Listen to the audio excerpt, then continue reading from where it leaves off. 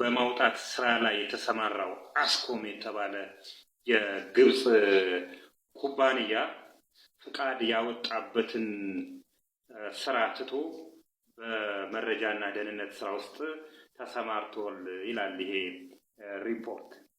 እንግዲህ አስኮም የተባለው የግብጽ የማዕድን ድርጅት በአሶሳ አካባቢ በወርቅ ፍለጋ ላይ እንዲሰማራ ፍቃድ ሰጥቶታል። ነገር ግን ውሎ እያደረ የወርቅ ፍለጋ ስራውን እያከናወነ ያለው የአባይ ተፋሰስ አካባቢዎች ላይ የመረጃና ስለላ ስራ ላይ ነው ተሰማራው ይላል። እንግዲህ ይሄን ያህል ተዘናግተናል ማለት ነው። በዚህ ውስጥ ደግሞ የሀገራችን ዜጎች አሉ። ይሄንን የተለያዩ መረጃዎች በማቀበል የሚረዷቸው ይለናል ይሄ ሪፖርትና ምን ያህል እንደተዘናጋን የሚያሳይ ነው።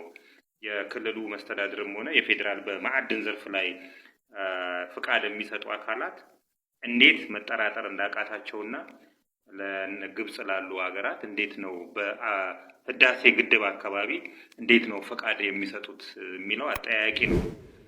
በዚህ አጋጣሚ ተጨማሪ ነገሮች ልንገራችሁ፣ ሁሌ ጥያቄ የሚሆንብኝ የአማራ ውሃ ስራዎች አለ። የአማራ ውሃ ስራዎች ውስጥ ፓይፕ ያመርታሉ፣ ፕላስቲክ ፓይፕ ማለት ነው። እና የአማራ ውሃ ስራዎች ነው የሚያመርቱ ይህን ፓይፕ እና እዚህ ውስጥ 70% ነው ምናምን ድርሻ የግብጾች ነው። እና ሁሌ ጥያቄ ይሆንብኛል፣ ለምን ውሃ ስራ ላይ ለምን ሊሰማሩ ፈለጉ? ለምን ደግሞ የአማራ ውሃ ስራዎችን ያዙት? የደቡብ ውሃ ስራዎች አለ አይደል እንዴ? ሌላ ቦታ ለምን ሊሄዱ አልፈለጉም ብዬ ሁሌ ጊዜ ጥያቄ ይሄ ሲገርመኝ፣ የኢትዮጵያ ውሃ ስራዎች አለ። አሁን የኢትዮጵያ ኢኮስኮ የሚባለው ድርጅት ማለት ነው፣ ኢትዮጵያን ኮንስትራክሽን ወርክስ ኮርፖሬሽን፣ ድሮ የኢትዮጵያ ውሃ ስራዎች ድርጅት፣ እዛ ውስጥም 70%ን የፓይፕ ፋክተሪ 70% ድርሻ ያዙት ግብፃውያን ናቸው። ሀይ ለምን የምታውቁ ሰዎች በዚህ አጋጣሚ ብትነግሩኝ። በተጨማሪ በቤኒሻንጉል ጉሙዝ አካባቢ የሚሰጡ የማዕድን ፈቃዶች ላይ ጥንቃቄና ክትትል ቢደረግባቸው የሚል የዜግነት ጥቆማ አለን። ወተት ውስጥ ነጋዴው ጨምሮ ወደ ገበያ እያወጣ ተገኝቷል ይለናል። ሰምታችሁኛል በደንቡ። ፎርማሊ የተባለ የሬሳ ማድረቂያ፣ አንዳንድ ጊዜ የእግር ላብ ያለባቸው ወንዶች እግራቸውን ይቀቡታል። ዋነኛው ዓላማው ግን ለሬሳ ማድረቂያ፣ ለሞተ ሰው ማድረቂያ የሚጠቀሙበት መድኃኒት ነው። ይሄ መድኃኒት የወተትን እድሜ ለማስረዘም በሚል ወተቱ ውስጥ ነጋዴው ጨምሮ ገበያ ያወጣል። ይሄንን አረጋግጫለሁ ይላል ራሱ የመድኃኒትና ምግብ ቁጥጥር ባለስልጣን። ይሄን ያህል ነው ጎበዝ፣ የተጨካከል ነው። አንዳንዴ ችግሩ የኛ ነው። የግድ ወተትን መጠቀም ካለብን ብቻ እና አካባቢያችን የምናውቃቸው ካልሆኑ በስተቀር እንደዚህ አይነት ነገር መጠቀም ብናቆም እነዚህ ነጋዴዎች ይሄን ያህል አይጫወቱብንም። እንጀምር እስቲ። አሁን ፎርማሊ ወተቱ ውስጥ ጨምረው አንቺ ወተት ነው ብለሽ ለልጅ ትሰጫለሽ። የልጅሽን እድሜ እያሳጠርሽ መሆኑ ግን አንቺ አልገባሽ፣ አንተ አልገባህም። ከሱፐር ማርኬት ገዝተህ ወተት ነው ብለህ ለልጅ ትሰጣለህ። ፎርማሊ የተደባለቀበት የሬሳ ማድረቂያ የተደባለቀበት መኖሩን አረጋግጫለሁ ይላል። ደግሞ ቀጣዋቸው የሚለው ቅጣት ነው እንጂ የሚያሳዝነው አስተዳደራዊ እርምጃ ወስጄባቸዋለሁ ይላል። ልጅን እየገደለ አስተዳደራዊ እርምጃ ወስጄባቸዋለሁ። አንዳንዴ ወሳኙ እኛ መሆን አለብን። እኛንን መወሰን ያለብን። የግድ ወተትን መጠቀም ካለብን ብቻ ከምናውቃቸው አካላት ጋር ገዝተን እንጠቀም። ያለበለዚያ እስቲ የት እንደሚሸጠው እናያለን። እንደዚህ አይነት እርምጃ እኛ መውሰድ እንጀምር፣ ከዛሬ ጀምሮ ማለት ነው። ያለበለዚያ ይሄን ያህል የተጨካከል ነው ጎበዝ። በፍቅር ማጭበርበር የሚባል ንግድ አለ። በፍቅር ነው አንቺን እንደምወድሽ አድርጌ አስመስላለሁ። ምክንያቱም ዓላማዬ አንቺ ሳትሆኚ በአንቺ ላይ ተንጠራርቼ ቤተሰቦችሽ ጋር መድረስ ነው። አንቺ የምትፈልጊውን አይነት በፍቅር ዓለም ላይ የምትፈልጊውን አይነት ሰው ሆኜ እቀርብሻለሁ፣ አስመስላለሁ። ስለዚህ ስለ እኔ ክፉ ቤተሰቦችሽ እንዳያወሩ ታደርጊያለሽ። ቤተሰቦችሽ እኔን እንደሚያስቡኝ ሰው እንዳልሆንኩ አንቺ እንድትነግሪልኝ ምክንያት ይሆናል። ቢኮዝ ቤተሰቦችሽ ከአንቺ የበለጠ እኔን አያምኑኝም። ስለዚህ አንቺን ተጠቅሜ እነሱን ታሳምኝለኛለሽ ማለት ነው። ዓላማዬ እሱ ስለሆነ ይሄ ሮመንስ ስካም እንመረምራቸውና ሪዛልታቸውን እናቀርባቸዋለን። መጀመሪያ እነዚህ ድርጅቶች ህጋዊ ናቸው። ህጋዊ ምንም ነገር ከመንግስት ጋር የሚያነካካቸው ነገር የለም።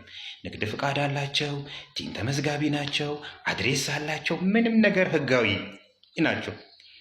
ከፍተኛ ስታንዳርድ ያለ የስራ አትሞስፌር ይፈጥራሉ።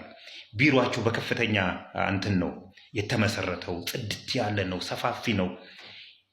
በከፍተኛ ብርን የተከራዩት። ይሄ ምን ያደርጋችኋል? ይሄንማ ለቆ አይጠፋም እንድትሉ መጀመሪያ ጭንቅላታችሁን ዲስቶርች ማድረጊያ እቺ እኛዋ ስታንዳርድ ነች። ሌላኛው ከበጎ አድራጎት ድርጅቶች ጋርና ከእርዳታ ድርጅቶች ጋር በት ሲሉ ታዩዋቸዋላችሁ። ከመቄዶንያ ጋር ከአእምሮ ህሙማን ጋር ከሚሰሩ ድርጅቶች ጋር በቃ ሲንቀሳቀሱ ታያቸዋል።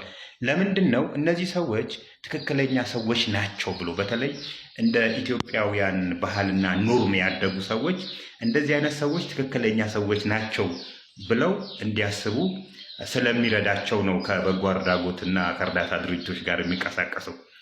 ከታዋቂ ሰዎች ጋር ይንቀሳቀሳሉ። ከታዋቂ ሰዎች ጋር ከፍተኛ ፕሮሞሽን ያሰራሉ። ለምሳሌ አንድ ወቅት ላይ ቴዲ አፍሮን ታክሲዬ የሚባል ድርጅት ሸለሙ። ይህንን ያደረገው ሰራዊት ፍቅሬ ነው። እንደዚህ ይህንን ያደራጀው ምንድን ብሎ ነው?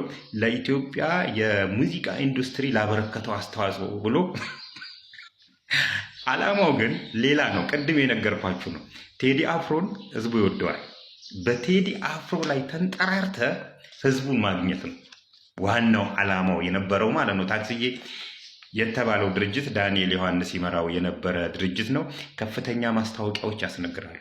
በጣም ከፍተኛ የሆኑ ማስታወቂያዎች ከታዋቂ ሰዎች ጋር ያስነግራሉ። አስቧቸው እነማን ድርጅቶች ሊሆኑ እንደሚችሉ።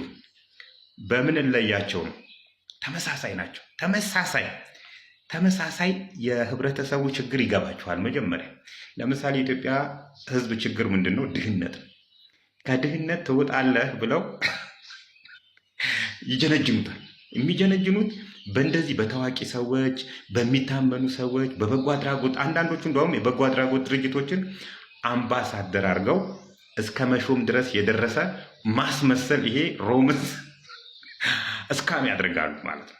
ከዛን አንተ እንድታምን ነው ዋናው እንትናቸው። ሌላኛው ባህሪያቸው ባለቤታቸው አይታወቅም። ባለቤታቸው ማን እንደሆነ የማይታወቅበት ምክንያት እነዚህ ድርጅቶች የሆነ ታይም ላይ ይጠፉና ተመልሰው በሌላ ስም ስለሚመጡ ነው የባለቤቱ ስም የማይታወቀው።